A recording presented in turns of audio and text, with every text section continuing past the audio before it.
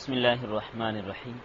8 رمضان المبارک کی شب میں تراویح کی نماز میں قرآن کریم کا جو حصہ پڑھا گیا اس کا خلاصہ اور مضامین۔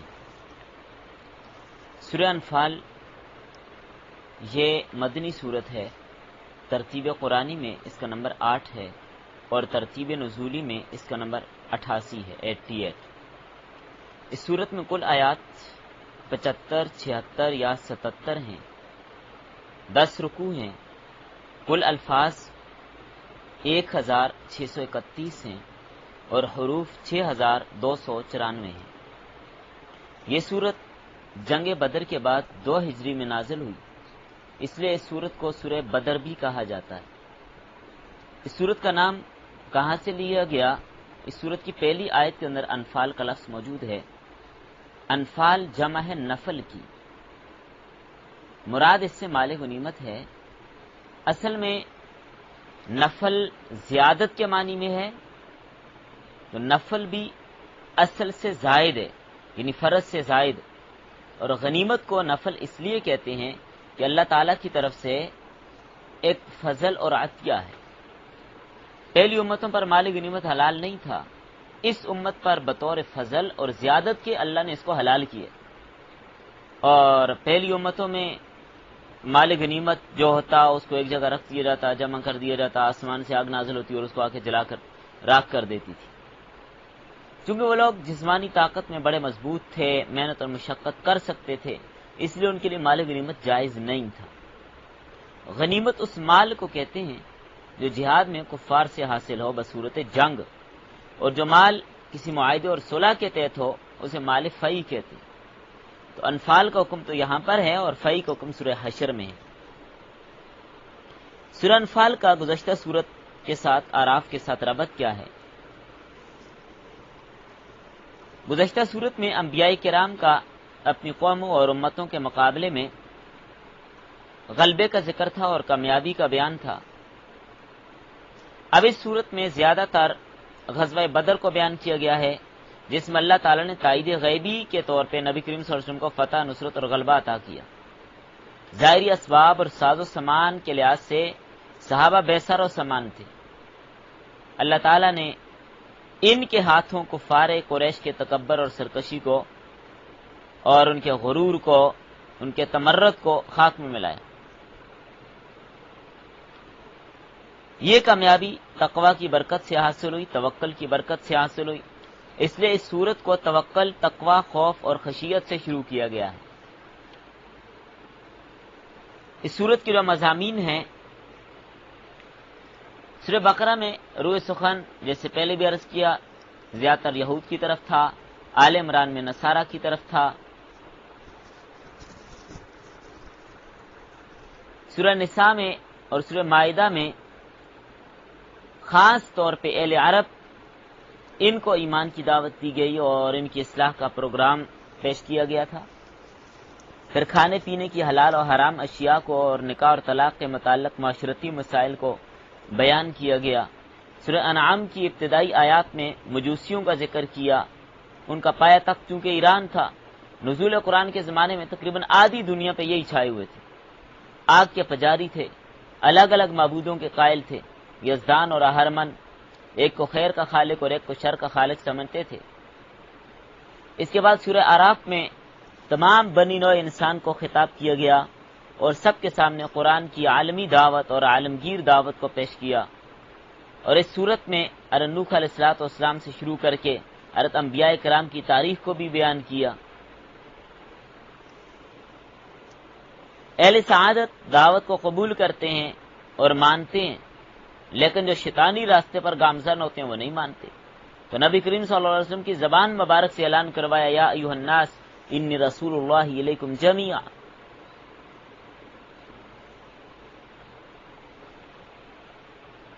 تو اس صورت کے اندر یہ بات بتا دی گئی کہ جو لوگ رسول کریم صلی اللہ علیہ وسلم کی دعوت پہ چلیں گے، آپ کے راستے کو اپنائیں گے، وہی کامیاب ہوں گے۔ لیکن اکثریت چونکہ شیطانی راستہ ہی اپناتی ہے اور اپنی عادت اور مشن پر اڑی رہتی ہے، اس میں پھر آگے دو صورتیں ہیں، جب اکثریت اپنی غلط روش پر اڑی ہو، ڈٹی ہوئی ہو، تو کیا کیا جائے؟ ایک صورت تو یہ ہے کہ ایسے لوگ اپنے راستے پر لگے رہیں اور انہیں لگے رہنے دیا جائے، کوئی ان سے تعارض نہ کیا جائے، اور ایمان والوں کو بھی اپنے راستے پر چلنے دیا جائے، ان کے لیے کسی طرح کی رکاوٹ نہ بنے۔ اور دوسری صورت یہ ہے کہ باطل اہل حق کے راستے میں رکاوٹ بنے تو انہیں اپنے طریقے پر چلنے نہ دیں اور اہل حق کو اپنے مشن میں آگے بڑھنے نہ دیں، دن رات ان کے لیے رکاوٹ بن رہے ہوں، اور اہل حق پہ غالب آنے کی کوشش کر رہے ہوں، اہل ایمان کی دعوت کو مٹانے کے لیے کوشاں ہوں، اپنی تمام تر توانائیاں لگانے میں وہ مصروف عمل ہوں، تو ایسے حالات میں اہل ایمان کو کیا کرنا چاہیے، وہ کیا کریں؟ تین صورتیں بنتی ہیں۔ ایک صورت تو یہ ہے کہ ان کا راستہ چھوڑ کر بھاگ جائیں، دوسری ہے کہ خاموش رہیں، یا پھر یہ صورت ہے کہ مار کھاتے رہیں اور زیادتی کا جواب تک نہ دیں، اور تیسری صورت یہ ہے کہ سرعام ان کا مقابلہ کریں۔ یہاں پر تیسری صورت کو درست قرار دیا اور اسی کو بیان کیا، اور اس کے لیے کچھ اصول اور ضوابط بیان کیے۔ اقدام اور دفاع دونوں ضروری ہیں۔ اہل باطل کی لڑائی کا مقصد تو فساد فی الارض ہوتا ہے، زمین میں فساد پھیلانا، فساد مچانا، اغیار کی املاک پہ قبضہ کرنا، ناحق قتل کرنا، خون ریزیاں کرنا، لیکن مسلمان کا یہ مقصد ہرگز نہیں ہوتا۔ مسلمان کے پیش نظر کلمۃ اللہ ہی العلیٰ ہوتا ہے، تو مسلمان کا مقصد دنیا میں امن ہے، فساد کو مٹانا ہے، فتنہ کی سرکوبی کرنی ہے، یہ مسلمان کے جہاد کا مقصد اور مطلب ہوتا ہے۔ سورت کی ابتدا میں مومنوں کی صفات بیان کی کہ وہ آیات خداوندی کو سن کر اللہ سے ڈرتے ہیں، اور آیات خداوندی کو سن کر ان کے ایمان کو مضبوطی اور قوت ملتی ہے، اللہ پہ توکل کرتے ہیں، نماز قائم کرتے ہیں، زکوٰۃ دیتے ہیں۔ یہ 5 صفات اہل ایمان کی بیان کی۔ پھر آگے غزوہ بدر کا ذکر کیا گیا۔ غزوہ بدر میں مسلمانوں کی مدد کے لیے اللہ تعالیٰ نے فرشتوں کو اتارا، اور چونکہ کفار پہلے پہنچ آئے تھے، مسلمان بعد میں گئے، تو اچھی اور عمدہ جگہ پر جہاں پر پانی تھا انہوں نے قبضہ کر لیا۔ مسلمانوں کے پاس ایسی جگہ ہی نہ پانی تھا اور نہ جگہ عمدہ تھی، ریت تھی، پاؤں پھسلتے تھے۔ اللہ نے بارش نازل کر کے ریت کو جما دیا، اور ادھر ان کی جگہ پر کیچڑ بن گیا، اور پانی بھی بھر لیا گیا، پانی بھی برتنوں میں جمع کر دیا، جانوروں کے لیے بھی، اپنے لیے بھی۔ پھر نبی صلی اللہ علیہ وسلم کا ریت پھینکنا، جو کفار کی آنکھوں تک اللہ نے اس کو پہنچا دیا۔ پھر اس صورت میں خیانت سے بھی منع کیا گیا۔ آپ صلی اللہ علیہ وسلم کو مکہ سے مدینہ ہجرت کرنے پر کیسے مجبور کیا گیا، دار الندوہ میں بیٹھ کے آپ کے خلاف سازش کی گئی، اس کا بیان کیا گیا۔ کفار کی سرکشیوں کو بیان کیا، بیت اللہ کے پاس آ کر سیٹیاں بجانا، تالیاں بجانا، شور مچانا، اس کا تذکرہ کیا گیا، اور مال غنیمت کی تقسیم کا حکم بیان کیا گیا۔ اور یہ بات بھی واضح کر دی کہ ہدایت اس کو ملتی ہے جو طلب اور چاہت رکھتے ہیں۔ اللہ کسی پر ہدایت تھوپتا نہیں ہے کہ یہ سب یا پکڑ کے اس کو ہدایت دے دی، نہیں، ایسا نہیں ہوتا۔ ہدایت اسی کو ملتی ہے جو تڑپ اور تمنا اور چاہت رکھے گا۔ اور اس صورت کے اندر اس بات کی وضاحت کی کہ زمین کے سارے خزانے اللہ ہی کے پاس ہیں۔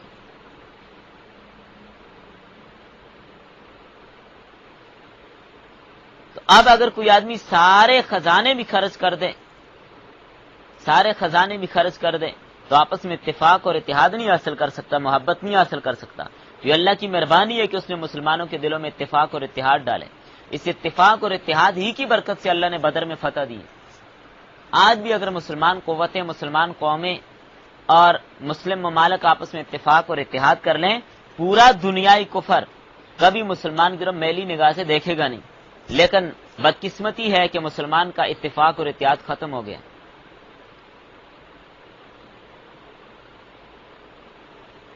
مومنوں کو جہاد پر ابھارنے کی ترغیب دی گئی، اور اللہ تعالیٰ کے راستے میں جہاد کرنے کا حکم دیا گیا۔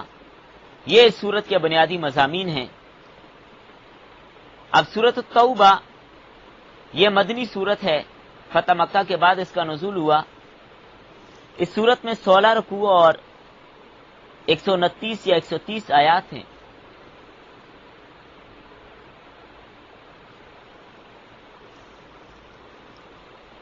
ترتیب قرآنی میں 9 نمبر ہے اور ترتیب نزولی میں 113 نمبر ہے۔ اس سورت میں الفاظ 24,067 ہیں اور حروف 10,000 ہیں۔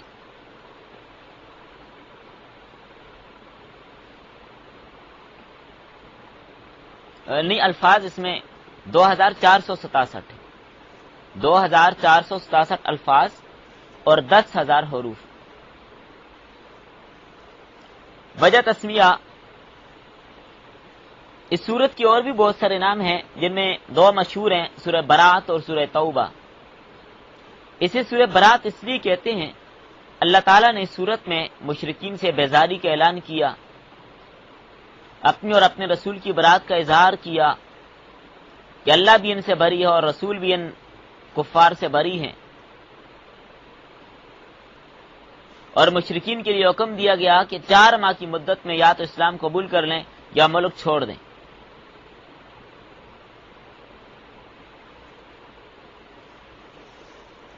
تفصیلاً یہ بات تفسیر میں ہی بیان ہو سکتی ہے، میں تو صرف مضمون بتا رہا ہوں کہ اس میں عنوان کیا کیا ہیں۔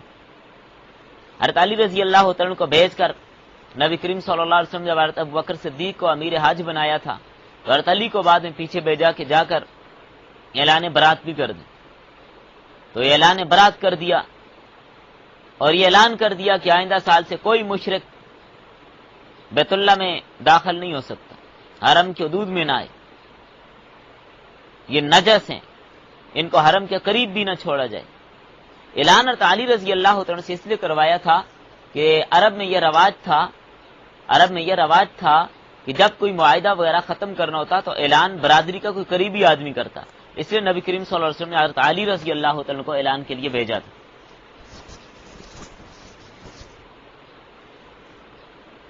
کیونکہ فتح مکہ کے بعد مشرکین اپنے رسومات کے ساتھ ہی حج اور عمرہ کرتے تھے، اس لیے آپ صلی اللہ علیہ وسلم اس سال نہیں گئے تھے۔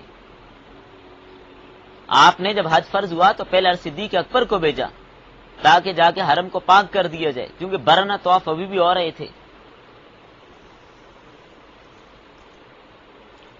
اور سورۃ توبہ کو توبہ اس لیے کہتے ہیں کہ اس میں ایک تو توبہ کا مضمون بار بار بیان ہوا ہے، اور دوسرا 3 مسلمانوں کی توبہ کی قبولیت کا ذکر کیا گیا ہے جو تبوک میں پیچھے رہ گئے تھے۔ اس سورت کا نام سورۃ العذاب بھی ہے، کفار اور منافقین کی سزا کا ذکر ہے، اور فاضحہ بھی ہے، کفار کو رسوا کرنے والی ہے۔ سورہ توبہ اور سورہ انفال کا ربط یہ ہے، اس میں اکثر غزوہ بدر اور کچھ قریظہ کا ذکر تھا سورہ انفال میں، اور سورہ انفال کے آخر میں کفار سے صلح اور تیاری جنگ کا ذکر کیا گیا تھا، اور یہ بات واضح کر دی کہ کفار سے صلح محض اباحت کے درجے میں ہے، اصل کفار سے جنگ ہی ہے۔ اگر جہاد نہ ہو تو کم از کم کفار سے بیزاری کے اظہار لازمی ہے، اس لیے اب اس صورت میں چند غزوات، اعلانات اور واقعات کو بیان کیا گیا ہے۔ اور دوسرا ربط یہ بھی ہے کہ سورہ انفال کے آخر میں تھا کہ مسلمان آپس میں بھائی ہیں اور ایک دوسرے کے وارث ہیں، ایک دوسرے سے باہمی تعلقات بنا کر رکھنے چاہیے، اور اب اس سورت کی ابتدا میں فرما دیا کہ مسلمانوں کو چاہیے کفار اور مشرکین سے قطع تعلقی کریں، ان سے بیزار ہو جائیں۔ جب تک کفار سے بیزاری نہیں ہوگی، کفر سے برات کا اعلان نہیں ہوگا، ایمان مکمل نہیں ہو سکتا۔ اور تیسرا ربط یہ بھی ہے کہ سورۃ توبہ سورہ انفال کا تتمہ ہے، دونوں کے احکامات ملتے جلتے ہیں۔ باقی اس کی شروع میں بسم اللہ کیوں نہیں ہے، اس کی بہت ساری وجوہات علماء کرام نے لکھی ہیں۔ مستدرک حاکم میں ایک روایت آتی ہے، حضرت عبداللہ بن عباس رضی اللہ عنہ فرماتے ہیں کہ حضرت علی سے پوچھا آپ نے سورہ برات کی شروع میں بسم اللہ کیوں نہ رکھی؟ فرمایا بسم اللہ میں امان ہے، اور اس صورت میں کفار کے لیے تلوار چلانے کا حکم ہے، بسم اللہ نہیں لکھی گئی تاکہ قہر الہی کے آثار ظاہر ہوں۔ اور بعض علماء یہ بھی فرماتے ہیں کہ حضرت جبرائیل یہ صورت لے کر آئے تو بسم اللہ اس کی شروع میں نہیں پڑھی گئی. بعض رات یہ کہتے ہیں سورۃ توبہ اور سورہ انفال ایک ہے اس لیے بسم اللہ نہیں ہے. باقی بہرحال ایک لمبی تفصیلی بحث ہے، وہ انشاءاللہ تفسیر کے اسباق میں آپ سنتے ہیں اور مزید بھی سنیں گے. اس صورت کا موضوع اسلام کا قانون صلح اور جنگ اس کا موضوع ہے. 12 یا 13 اہم اصول اس میں بیان کیے گئے ہیں اور ان کے تحت احکام بیان کیے ہیں. ابتدا میں کفار و مشرکین کے خلاف اعلان جنگ ہے. اسلام کے سیاسی نظام کا ذکر ہے، خصوصاً مرکز اسلام کے بیرونی ممالک سے تعلقات کی نوعیت، اسلام کی خارجہ پالیسیوں کو بیان کیا گیا، جزیہ کے مسائل، جہاد سے متعلق، غزوہ احد، غزوہ حنین، غزوہ تبوک کا ذکر تفصیلاً اس میں کیا گیا اور زیادہ تر اس میں غزوہ تبوک ہی کا بیان ہے اور تبوک کا تذکرہ تفصیلاً بیان کیا ہے. اور اس دوران منافقین نے جو جھوٹے عذر اور بہانے تلاش کیے تھے جہاد سے پیچھے رہنے کے لیے انہیں بھی بیان کیا اور منافقین کے پول بھی کھولے گئے، ان کے پردے اور راز بھی فاش کیے گئے.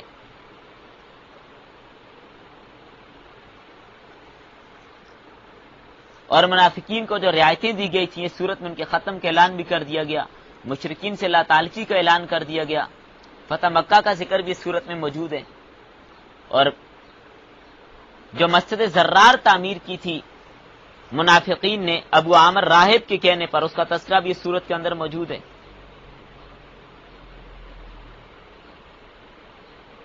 اللہ کا دین غالب آ کر رہے گا، اس کا تذکرہ اس صورت میں موجود ہے. یہ ابو عامر راہب تھا، یہودی تھا، پھر عیسائی بن گیا تھا. یہ مشہور صحابی حنظلہ رضی اللہ عنہ کا والد تھا، لیکن بدبختی غالب تھی، اسلام کے خلاف بڑی سازشیں کی اس نے، بلکہ یہاں تک کہ غزوہ احد کروانے میں اس کا پورا ہاتھ ہے. پھر جب حنین میں مسلمانوں کو فتح ہوئی تو بھاگ کر شام چلا گیا تھا. وہاں سے اس نے منافقین کی طرف پیغام بھیجا تھا کہ تم ایک مسجد بناؤ، میرے لیے اڈا بناؤ، میں وہاں پر ٹھہروں گا اور میں قیصر روم کے پاس جا کر مسلمانوں پر اس کو حملے کے لیے تیار کر کے لشکر جرار لے کے آؤں گا اور مسلمانوں کو اور ان کے نبی کو مدینہ سے نکال دوں گا. تو یہ اڈا مسجد زرار اس کے لیے بنائی گئی تھی اور اسی نے بنوائی. 12-13 منافق شامل تھے اس میں. تو آپ صلی اللہ علیہ وسلم غزوہ تبوک کے لیے جا رہے تھے، پھر انہوں نے ایک جال یہ ڈالا کہ آپ اس کے اندر آ کے نماز پڑھیں تاکہ مسلمانوں کو بھی ہم جال میں پھنسائیں کہ اللہ کے نبی نے اس نے نماز پڑھی تو تم بھی آ جاؤ. تو آپ نے فرمایا میں تو ابھی تبوک میں جا رہا ہوں، واپسی پر دیکھیں گے. تو جب نبی کریم صلی اللہ علیہ وسلم واپسی پہ آ رہے تھے، ابھی مدینہ نہیں پہنچے تھے، اللہ نے وحی اتاری اور جبرائیل امین کو بھیج کر اس سازش سے مطلع کر دیا کہ یہ مسجد جو ہے یہ ان کا اڈا ہے، یہ دفتر ہے منافقین کا، یہ مسجد نہیں ہے، یہ مسجد زرار ہے، مسلمانوں کو اذیت دینے کے لیے بنائی گئی ہے. یہاں پر مسلمانوں کے خلاف مشورے اور پروپیگنڈے کرنے کے لیے اس کو دفتر کے طور پر استعمال کیا جائے گا. اور جو سادہ لوگ مسلمان ہوں گے ان کو مسجد قباء سے ہٹا کر ادھر لانے کی کوشش کی گئی ہے. تو مسجد قباء یعنی مسجد تقویٰ کہا گیا اس کو، جب نبی صلی اللہ علیہ وسلم عزت کر کے مدینہ تشریف لائے تھے تو قباء کے اندر یہ مسجد بنائی گئی تھی. اس کی عظمت اور فضیلت کو بیان کیا اور اہل قباء کی فضیلت کو بیان کیا گیا جو طہارت کو بہت پسند کرتے ہیں. منافقوں کے کردار کو خوب واضح کیا گیا، منافقین کے بہانوں اور خیانتوں کو بیان کیا گیا، جہاد سے استثناء کی شرائط کو بیان کیا گیا اور بتایا گیا کہ نبی صلی اللہ علیہ وسلم کا ساتھ چھوڑنا ہرگز مناسب نہیں ہے. اور 3 صحابہ اکرام جو غزوہ تبوک میں نہیں جا سکے تھے، ہلال بن امیہ اور حضرت کعب بن مالک رضی اللہ تعالیٰ عنہ، یہ غزوہ تبوک میں نہیں جا سکے تھے. تو ان حضرات کی توبہ کو بھی بیان کیا گیا.